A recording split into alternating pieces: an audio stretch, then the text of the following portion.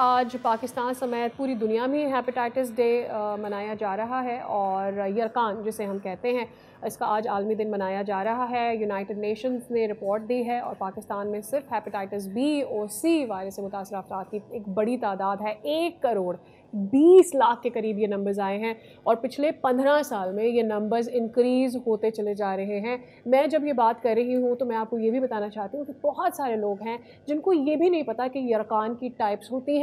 ये यरकान जब होता है तो वो आपके मतलब जिस्म के किस हिस्से को मुतासर करता है, इससे रिकवर कैसे होते हैं और ये आपको कितना नुकसान कितनी जल्दी आपके जिस्म को ख़त्म कर रहा होता है। लोगों को इस बारे में नहीं अवेयरनेस है। फैसल, रवां साल की थीम है this is the time to take action. इस बात पे ऑब्वियसली ज़ोर देता है कि इस आलमी मसले से निपटने के लिए फ़ौरी और इज्तिमाई इक़दाम की ज़रूरत है। तो इसी पे हम बात कर लेते हैं। हमारे साथ आज मौजूद हैं डॉक्टर ग़ुलाम मुर्तज़ा गोंदल साहब, जो कि माहिर अमराज़ जिगर और मैदा है, फाउंडेशन यूनिवर्सिटी इस्लामाबाद से। डॉक्टर साहब अस्सलाम वालेकुम, बहुत शुक्रिया आपके वक्त। वालेकुम सलाम। बहुत it's a pleasure having you जी ऑन द वालेकुम शो। सलाम।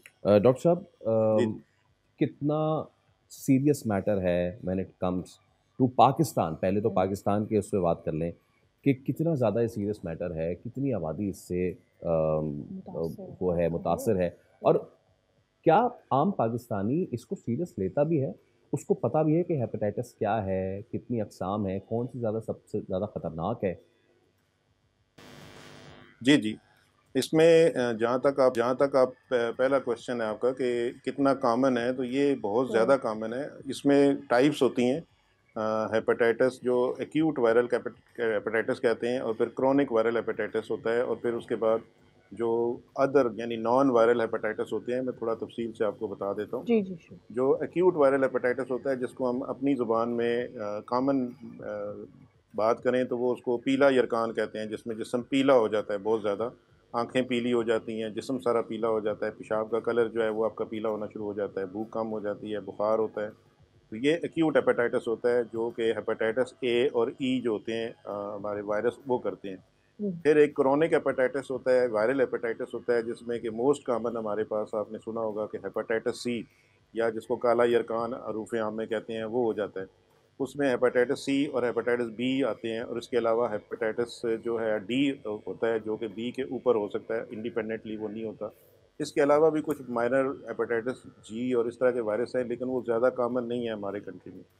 तो जो मोस्ट सीरियस वायरस हमारे पास जो कॉमन होते हैं वो है एक्यूट हेपेटाइटिस यानी पीला यरकान, वो होता है, और एक क्रोनिक हेपेटाइटिस जिसमें हेपेटाइटिस सी होता है, वो ज़्यादा कॉमन है। और ये कुछ अर्सा पहले की जो स्टैटिस्टिक्स हैं उसमें बताया गया था कि अक्सर लोगों को खुद पता भी नहीं होता कि उनको जी हेपेटाइटिस है, जी। और वो हेपेटाइटिस सी के मरीज़ बने होते हैं। लेकिन जिस वक्त किसी रूटीन में किसी और वजह से हम टेस्ट कराते हैं, जैसे कि किसी ऑपरेशन से पहले या किसी प्रेगनेंसी वगैरह में, तो उसमें जो है वो पता चलता है उस वक़्त कि ये हेपेटाइटिस सी इनको है। तो ये इनकी टाइप्स जो बेसिकली टाइप्स हैं। फिर नॉन वायरल हेपेटाइटिस होते हैं, और उसकी भी एक बहुत बड़ी वजह हमारे पास जो है वो फैटी लिवर कहते हैं उसको।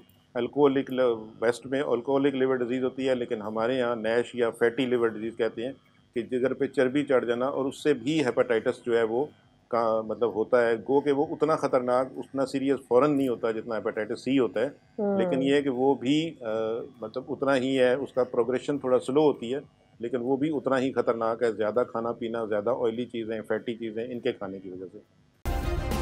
सब्सक्राइब करें और बेल दबाएं ताकि कोई खबर रह न जाए।